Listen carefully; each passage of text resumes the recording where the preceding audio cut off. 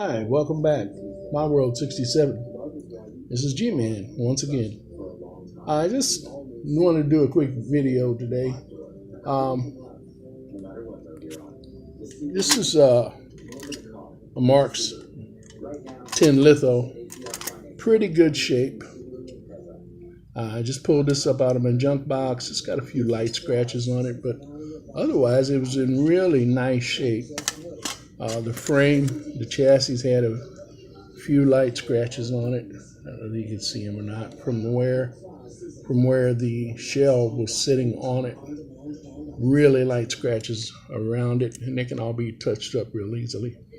But what had happened with this was the plastic Marx knuckle couplers that it had on it were broken off. Now this is number 102, and guys that's got this, they know this was made in the 60s, early 60s, probably clear up till and through the 70s. So it's not a really old one in a sense that where to be considered as vintage, but it is a classic Marx caboose. Tin litho, like I said, it looks really good. Nice clean caboose. And I was digging out some of my Marx, and I got a lot of stuff that needs repaired. Anyway, I decided to put a coupler on it. I took the broken coupler off, and this coupler I put on here looks like a Marx coupler. It's very similar to a Marx coupler. I don't know whether you get a good view of it or not, but you see it's got these little ends on it on each end, and it's actually a little wider than an actual Marx coupler. This coupler will actually mount up and link to, I've got an old lino caboose here that I've been using for parts on yesterday. Taking some wheels off of it, I decided to go ahead and junk it out. But as you can see here, get a little more light up there. As you can see here, this coupler mounts up perfect with that coupler, even though the Marx sits a little bit lower than the lino. The couplers themselves hook right up.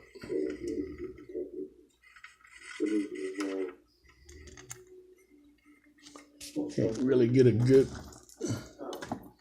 let you get a better view of that. There we go.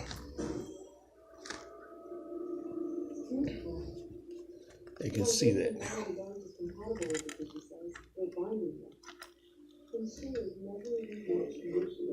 What I've done,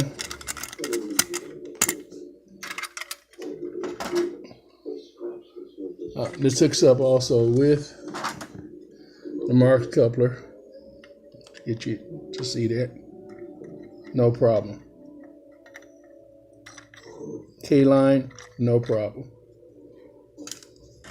So this is actually almost like a universal coupler for knuckle couplers. I have not tried it yet with like a Kuzan coupler, but pretty much if it fits these other couplers, it'll pretty much probably hook right up with a Kuzan coupler. So what I've come up with is kind of a universal coupler that will work with almost anything that's a knuckle coupler. And the good thing is, I took this off of another caboose, and let me show you here. This is a number 6032 two-wheel plastic caboose.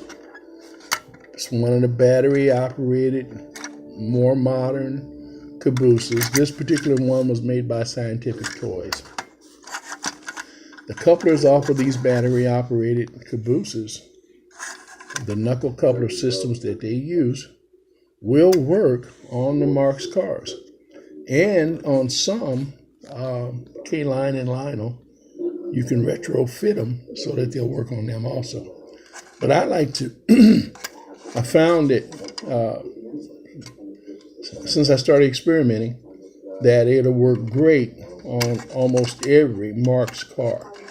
Now, I was going to junk this little caboose out, but you notice it still has one coupler on it. And since now that this will, of course, mount up to that, there's no point in getting rid of this because I can run that little caboose sometimes just as an odd caboose on the layout when I'm running four-wheel plastic Marx cars. Okay. Scientific coupler on a Marx 10-plate engine. Now, there's other battery-operated trains out there also that use the same or similar coupler, and they'll work also. So I suggest don't overlook the plastic battery-operated sets, broken, disassembled or not. If you remember a while back, I rebuilt a junk William Crooks completely from scrap and took, as a matter of fact, the engine that went with this tender originally, with this caboose that went originally, and I cut it up and used it to rebuild that Marx Wells Fargo engine.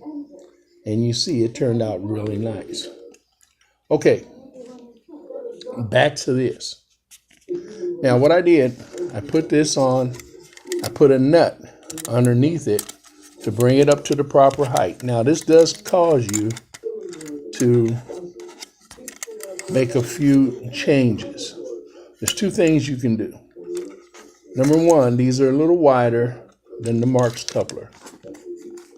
The arm of this is just a little bit wider. You can trim this down, or you can do what I did. You take a pair of pliers and you carefully spread out the slot. Let me show you what the slot looks like before it's spread it out. If you can see it or not there. There's the slot. You take it and you put the pliers in right here and spread them apart a little bit, wide enough for this coupler, this knuckle coupler, to go in. And then you take and you bend the slot down to the flat side very carefully so that you don't bend it to the point to whereas it will break or that it wants to break. You bend it down, fit in your coupler, put a nut underneath the coupler arm where it mounts to the chassis. Use a standard thread sheet metal screw, a washer on the top under the screw on top of the coupler, and a washer underneath the nut on this side. Now, what I've also done is once I've tightened it up, you tighten it up as snug as it will go, but you don't want it too tight to whereas it won't turn. Then what I did was I took a little bit of contact cement. Super glue works better, but I'm out of super glue. I got a couple other glues I could have used. Put contact cement on the threads, and when that dries, that'll keep the screw from working back loose over a period of time from the movement. Now what it will do, it will loosen up some when you first put it in. Okay, and that's a good thing because you're going to need that sway in that screw. Also, what I've done is I went ahead and bent this out a little bit. I don't know if you can see it or not. I bent it out a little bit on the top side. I just took my pliers, grabbed hold of it right here, and bent that up a little bit. The reason for that being is there is a support piece that they built. Now, I could have cut this little piece off, but I decided just to leave it because it'll eventually wear down as the car runs over a period of years anyway. And so it will no longer exist and no longer be something to worry about. But for right now, I went ahead and bent this out a little bit because this is in a kind of a triangle shape, a wedge. And because it is in a wedge, it's a little bit high on this end of the coupler arm. And so because it's a little high on this end of the coupler arm, that gave it a little more room. And so now it's not rubbing when this goes back and forth. So real easy, simple fix. You'll notice most of these chassis have 2 holes in them. This is the original mounting hole. And this is the other hole. This is the one that we use. Original mounting hole and the front surface hole. That's the one we use. That gives us plenty of arm. Sometimes these arms are not quite as long as the original Marx coupler, so when you put it clear back here, it makes your coupler itself just a little bit short. Puts it right to about here. And that's too short for really a good mount. This makes it a little bit longer, but that's okay because actually, if you're running tight curves, a little bit extra coupler arm will give you more swing. And that makes it for a little more exciting run with the trains. Okay, finally, the next thing is that I took the shell. Because of the screw and the nut, now you can drill another hole back here between them, and that would be a perfect fit. But I didn't want to drill another hole in the chassis right now, and it really wasn't necessary. For me, this came in a box of stuff that I bought several years ago, probably for $8 or $9 at a flea market. And so as nice as it is and everything, I decided to go ahead and fix it up, like I say, when I was digging through the box. So it cost me maybe 50, 75 cents. I had to put a couple of wheels on it. It had only one set of wheels, one pair of wheels. And so I took that pair of wheels off, and I had some more wheels that I had already cleaned up. Took them, put them on, and put a little WD-40 on them, like new money. Okay, I took this shell, and right here in the center of the door, as I was saying a minute ago, because of this nut and screw, I had to pull that out the width of the pliers, grab hold of it with the pliers. I've got these small pair of pliers here. Grab hold of it right there across that Marx insignia. Hold down one finger here and one finger here, and just pull up on that ever so lightly a little bit until you get a little bend in it that stretches it out just far enough that when you put the shell on, and you try to put the shell on, the shell will go down over the screw. I'm trying to do this with one hand here. And as they say in France, voila.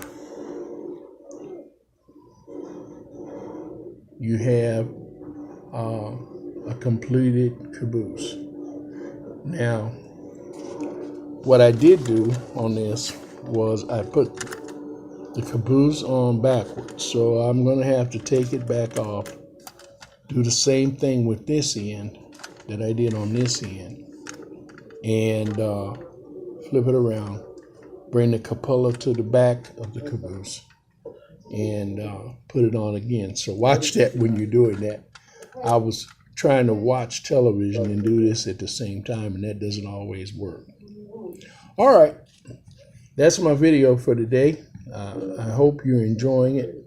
I'm going to try to keep popping one out, at least one or two a week, maybe more when we can.